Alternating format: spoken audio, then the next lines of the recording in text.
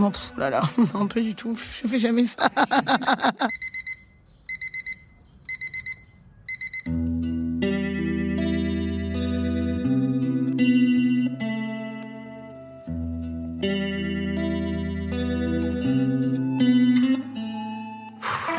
Encore un de ces matins où j'entends pas mon réveil. On est déjà en 2010 et je dois me rendre à mon job alimentaire. Et sérieux, j'ai beau faire ça depuis quelques années déjà, mais je m'y habitue pas. Hein. Mais heureusement, il y a Mina. Allô ? Je vous souhaite à tous d'avoir une Mina dans votre vie. Ouais, comment ça va, Anaïs ? Une fille qui, dans les moments cocasses, est là, à côté de vous, juste par le regard, par la pensée, par la présence. Il y a que toi et moi qui savons réellement, ce qu'on a traversé. C'était pas des lol, c'était pas des blagues, tout ça. Mina, elle représente ces amitiés one-shot qu'on a tous dans une vie. Alex ? Ouais. T'as déjà eu des amitiés one-shot, toi ? C'est quoi ça encore ? Tu sais, c'est des gens avec qui on est amis, par exemple, pendant un voyage ou pendant un job alimentaire et qui ont vraiment compté sur nous à l'instant T, mais quand cette parenthèse elle s'est terminée, vous avez repris vos vies et pourtant, quand tu repenses à ces gens-là, tu sais que c'est des amitiés qui ont compté à ce moment-là. Ouais. Si, j'ai déjà eu ça. Je me souviens dans un taf que je détestais, j'avais rencontré un ami et heureusement qu'il était là. Moi aussi, j'en ai fait des petits boulots difficiles. Quand j'ai vu Mina pour la première fois, j'étais hôtesse d'accueil dans un supermarché, coincée dans un déguisement en forme d'animal pour vendre du parfum. Et j'étais bien contente que Mina, dans le stand en face de moi, elle aussi dans son costume, me sourit avec compassion. Tout avait pourtant relativement bien commencé ce jour-là. Je sais pas ce qui s'est passé, mais quand j'ai mis ma tête dans le trou de mon déguisement, la queue du scorpion dans lequel j'étais s'est détachée et j'étais coincée pour la ramasser. J'avais pas de bras. Je me suis retrouvée dans un scorpion sans queue, à essayer d'avancer là, comme ça, dans le rayon. Et à ce moment-là, notre boss Régine est arrivée et elle m'a hurlé dessus. « Anaïs, vous avez avalé votre rouge à lèvres !» Mince, le rouge à lèvres. Avec tout ce bordel, j'ai oublié d'en mettre, moi. Oui, pardon Régine, j'allais le mettre. Merde, mais comment je vais faire ? J'ai le bras coincé, là. Et là, Régine, elle a râlé un truc de fou. Je l'avais pourtant écrit en lettres capitales dans mon texto hier soir. Rouge à lèvres, obligatoire. J'avais pas l'air con, j'avais pas le rouge à lèvres, j'avais plus de queue. Non mais moi je lui faisais carrément des doigts d'honneur à Régine. Quand elle était dos à moi comme ça et qu'elle criait dessus, mais elle se prend pour qui elle ? Laisse tomber la meuf. Non mais c'est surtout que je la voyais s'énerver la Régine là dans son tailleur trop serré. Elle essayait de se baisser sans craquer sa jupe. Après elle a attrapé la queue en carton, elle l'a recollée sur ton costume. Quel assemblage, c'était une cascade le truc. C'est ouf, moi je me souviens que j'avais envie de pleurer, mais je me disais que mes larmes elles abîmeraient le carton autour de ma tête et il fallait que je fasse gaffe, tu vois. Non, toi t'es trop consciencieuse, c'est des jobs alimentaires, on s'en fout du carton. Mina ne le sait pas, mais elle représente tout pour moi à ce moment-là. Elle est vraiment ma sauveuse du quotidien au supermarché. En fait, on faisait tout ensemble pour pas trouver le temps trop long, quoi. Tu vois, genre on tuait le temps à deux. Tu te souviens d'ailleurs la fois où on a fumé de l'encens ? Okay. Un vrai move de galérienne, ça. Et en même temps, à quel moment on a cru que fumer de l'encens, ça allait bien se passer ? Ah putain, ça arrache la gorge ce truc. Ce sont dans ces amitiés one-shot que j'ai commencé à me faire des amis parisiens. Des gens vraiment nés ici, en Île-de-France. Ça me paraissait être une espèce inexistante jusque-là. C'était souvent des gens de banlieue qui venaient jobber sur Paris. Mina et moi, on n'avait rien en commun, à part ce job. Elle aimait la tectonique et voulait bosser dans les RH plus tard. Moi, je commençais à lâcher le métier de comédienne. Ce rêve impossiblement possible était en train de devenir possiblement impossible.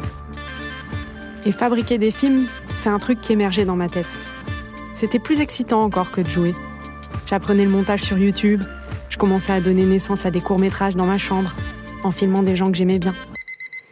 Mais ce réveil, il finissait toujours par me sortir de mes rêves. Mais tu te souviens que c'est là qu'on s'est rencontrés d'ailleurs ? Bah oui, je me souviens. Oh, c'était une sacrée époque. Hein. Ah ouais, grave. Franchement, le soir, c'était montage. Et le matin, tu partais jobber avec ta Mina. Ma Mina. C'est comme ça qu'il l'appelait. Parce que c'est vrai qu'elle m'aidait à tenir. Au moins, j'avais une amie avec qui rire et boire du café quand je faisais ce que je n'aimais pas faire. En fait, on se connaissait pas vraiment, mais on savait que d'être en face l'une de l'autre tous les jours dans ce job pourri, c'était une manière d'être là l'une pour l'autre. Grave. Et ça fait vraiment la diff, meuf. C'est clair, moi j'aurais jamais tenu si t'avais pas été là, hein. Ça c'est sûr, t'étais une boussole. Depuis, avec Mina, on n'a plus du tout de quotidien en commun, ni vraiment de contact. C'était one shot, très fort sur le coup, On pourrait penser que, comme les amis d'enfance ou ceux qu'on rencontre pendant les années étudiantes, on aurait pu traverser les ans. Mais non. Une fois que ce job s'est stoppé, notre parenthèse s'est arrêtée avec. C'est comme si notre amitié n'était plus compatible avec nos quotidiens. Et pourtant, quand on repense à notre relation sur le moment, c'était digne d'une grande histoire d'amitié. Oui, bah toi, t'as ta vie, puis moi, j'ai la mienne, et c'est vrai qu'elles ont un peu rien à voir. Et puis qu'on se parle un peu moins maintenant, quoi, de fait. Ouais, c'est clair, mais c'est marrant parce que quand je pense à toi, pour moi, t'étais une sœur, tu vois, à ce moment-là. Donc, pour moi, ça reste quand même intact, cette intensité. Ah ouais, ça bouge pas, hein. Moi aussi, c'est pareil. Hein. T'as été ma sœur du moment. À cet instant T dans ma vie, là, t'as fait la diff. On s'est perdu de vue sans jamais s'oublier. On a été sœurs un jour, quelques jours. Et en 12 ans de job alimentaire, j'ai eu la chance de croiser un paquet de minas. J'ai eu une mina dans un centre d'appel. Qu'est-ce que c'était dur ce taf. Je me rappelle qu'on avait trouvé une technique pour faire le plus de pauses possible sans se faire griller. Tout le monde s'est fait virer à cause de ça. Ouais bon, on a fini par se faire griller. Et tu te souviens du jour où la cliente a oublié sa culotte dans la cabine? Ah non, arrête, je veux pas me souvenir de ce genre de choses là. J'ai aussi eu une mina dans une boutique de Et fringues. quand Régine, elle nous demandait de repasser vite, j'en pouvais plus, j'avais des crampes au bras. Vite, les filles, vite. Heureusement, t'avais ramené des cotons à ce soir-là, parce que sinon, on n'aurait jamais pu, quoi. Ah oui, non mais franchement, le coton dans les talons, mais au moins on saignait moins des orteils. Une mina dans une boîte d'hôtesse d'accueil. On faisait des missions pour des cocktails très chics. On a quand même mis du rhum sur les cotons pour le désinfecter au milieu de la soirée, c'était horrible. Le rhum, il a fini dans nos chaussures, s'il te plaît. Ça nous a brûlé, ça nous a fait trop mal. Régine, non mais attends, Régine, ce rat là, putain, il nous avait demandé de couper le champagne avec l'eau du robinet. Non mais attends, mais le niveau de rapasserie. On aurait dû franchement tout couper, boire son champagne et le laisser en plan. Franchement, la Régine, ce chétane. J'ai même eu une mina dans le job le plus absurde que j'ai fait. J'aime ces moments-là. Mannequin pied. On est là, tous ensemble. Ça consistait à essayer des chaussures de marque à longueur de journée. C'est toujours les mêmes gestes. On me faisait enfiler une botte à talons de 20 cm sur le pied gauche Toujours. et une basket sur le pied droit. Toujours. Et là, je peux te dire que j'avais les mains moites quand on me demandait de marcher. Allez-y Anaïs, avancez vers nous. Avancez. Je parlais avec cette mina pendant les pauses. On était claustrophobes toutes les deux et ça nous a rapprochés. Pour se rassurer, dans les toilettes publiques, elle s'enfermait jamais à clé. Et tant pis si quelqu'un entrait. Elle avait pas peur. C'est con, mais maintenant, quand je fais pipi s'enfermer à clé dans un lieu public, je pense à cette mina. C'est vrai que parfois, quand on repense à nos minas, on se dit que si on les revoyait, on les prendrait dans les bras comme des frères, comme des sœurs. C'est vrai que l'amitié, elle n'est pas forcément et uniquement sur la durée. On peut avoir une amitié qui a été très intense sur une période de sa vie et qui fait qu'elle s'est arrêtée pour différentes raisons, mais pas négatives. Ça m'est arrivé plusieurs fois d'avoir un ami que j'ai perdu dans la nature, hein, et lui aussi. Mais cette relation amicale a été extrêmement intense. Si je le revoyais du jour au lendemain, là, 40 ans après ou 45 ans après, je suis sûr que ça recollerait rapidement. Je veux dire, le lien serait établi de nouveau très vite. Enfin, je le suppose, en tout cas. Alex, Ouais. c'est qui toi ta mina? T'en as une? Moi, c'est un gars que j'ai rencontré en voyage à Barcelone. Ouais. Ah, c'est une mina de voyage. Ouais, je l'avais rencontré dans un fast-food et on y bossait tous les deux. Et au début, on récupérait les lunettes 3D à gagner dans les menus pour les offrir aux enfants qui ne prenaient pas de menu, tu vois. T'as fait ça? Ouais, et je vivais à l'hôtel à l'époque et au final, on a fait une coloc. Tu le revois? Non, mais quand j'ai quitté Barcelone, on s'est perdu de vue. Mais si je le revois, je suis sûr qu'on se checkerait comme des frères. Moi aussi, j'ai une mina de voyage. Je l'ai rencontrée en 2013 en Chine. Après 4 jours de solitude dans les rues de Pékin, je cherche un endroit où manger, une personne à qui parler. C'est l'enfer. Impossible de me repérer. Je monte dans un... Attends. Pause. Déjà, il faut que je vous explique comment je me suis retrouvée à partir du jour au lendemain en Chine.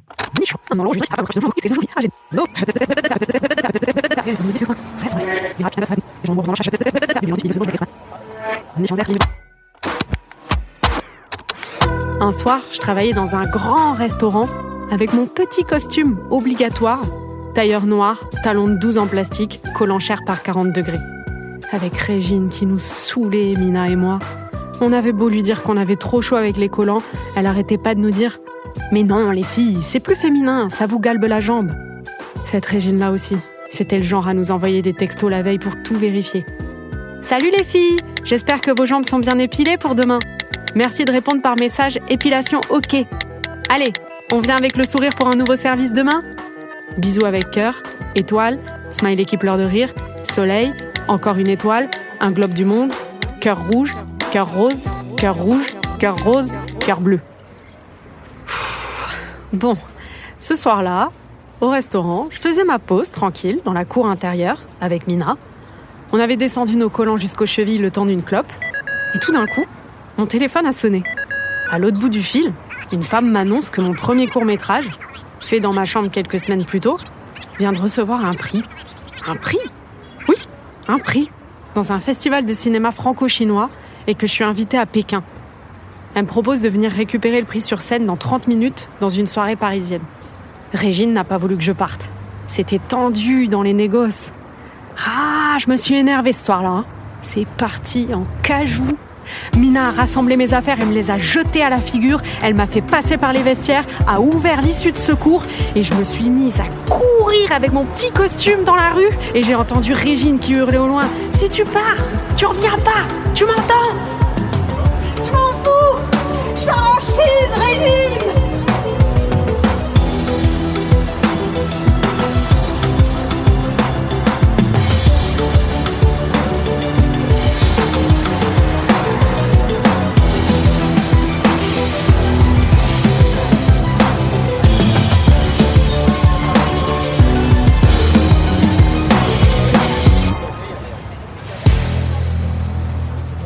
Alors voilà, je suis en Chine. Et après 4 jours de solitude dans les rues de Pékin, je rencontre ma Mina de voyage. Je t'ai rencontrée à la soirée de projection de ton court-métrage Blast. J'ai compris en parlant avec toi et en voyant tes yeux que ça faisait des jours que tu étais complètement perdue et surtout très seule dans les grandes rues de Pékin. En gros, mon téléphone s'était déjà cassé, je pouvais joindre personne, j'avais pas de VPN. Ça faisait au moins une semaine que j'étais seule sans rien comprendre, quoi. Enfin, c'était le plus gros Lost in Translation de ma vie, celui-là, en Chine. Et heureusement, t'es arrivé. Je t'ai donné rendez-vous à l'ambassade pour qu'on trouve des solutions, qu'on puisse te faire rester dans des meilleures conditions. Sérieusement ? J'étais vraiment en train de rencontrer une Mina qui allait me faire un truc sérieux ? L'univers, il est en train de me dire qu'il a fallu que j'aille en Chine pour rencontrer la Mina sérieuse qui m'aiderait à construire un truc dans ma vie, c'est ça ? Non mais attends, quand même, avoue, ça t'éclatait bien à l'époque. Oui, non mais attends, d'accord Mina, c'est bien beau de rire, mais à un moment donné, je dois construire ma life, moi. Au moins, cette Mina, elle m'aide à élaborer mon plan d'attaque pour me rapprocher un petit peu plus de l'intermittence. Faut que le pendule de Marie-Paul, il arrête de mouliner, là. Ah, ma Volpe. Cette Mina-là, ma biche, ah non, mais c'est sûr, il faut la suivre. Je le sens, c'est elle. Ouais, vas-y, fonce. C'est vrai qu'elle était dingue, cette Mina. En 2 heures, elle m'avait trouvé une bourse vers l'ambassade de France et un nouveau logement. Taf, taf. La fille, elle était sharp, pro, elle voulait le meilleur. Elle m'a aidé à créer des projets. Et comme sur place, j'avais pris une caméra, j'ai commencé à faire mon premier film autoproduit, grâce à elle, et à tout le confort qu'elle avait mis en place pour m'aider. Non seulement tu m'as aidé à vaincre la solitude à Pékin, mais du fait que tu travaillais à ce moment-là à l'ambassade, tu m'as aidé à obtenir cette bourse et j'ai pu, grâce à toi, commencer à travailler avec des artistes chinois, mais aussi à écrire mon prochain projet qui allait être Ace, un projet autoproduit que j'ai commencé quand je suis rentrée en France. Mais après, on s'est retrouvés, t'es devenue productrice. Moi, j'ai fait mes films et depuis, on se suit toujours. Je suis tes projets en tant que prod, tu suis mes projets en tant que réal et ça, c'est chouette, c'est beau, je trouve. L'ami, c'est pas la rampe pour monter un escalier, tu vois. C'est la personne avec qui tu montes l'escalier à 2 et t'as pas besoin de tenir la rampe, justement. C'est beaucoup mieux, quoi. Moi, sans un ami, sans une amie, j'avance pas, en fait. J'avance pas. C'est essentiel. C'est vrai que ces Mina ont été essentielles dans toutes mes situations absurdes.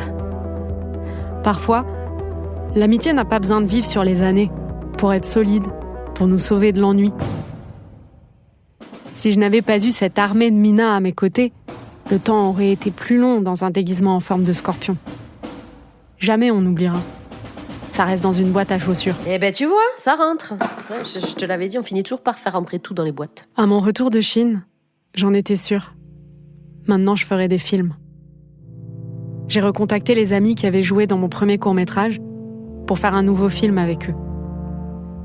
Je savais pas ce que j'allais faire, mais j'étais enfin prête à déchirer mon ticket d'entrée pour le moule. J'ai enlevé mes chaussettes Nike. J'acceptais que la vie serait toujours en dents de scie.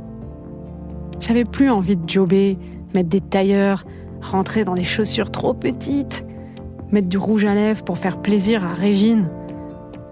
J'étais enfin heureuse de croiser sur mon chemin d'autres personnes avec qui j'allais fabriquer des films. Avec rien, on allait tout commencer. Ces amies sœurs étaient en train de devenir mes alliés du quotidien, mes amis du cinéma. Mathieu, c'est bon, là, t'es prêt? Tu te places et je te dis action? Vas-y, redescends, arrête de faire la réelle, on est que tous les deux là.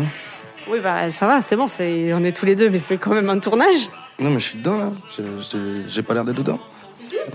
Mais du coup, là, aujourd'hui, on fait la scène où on fait les frères et sœurs, c'est ça? Ouais, c'est ça. Tu connais ton texte?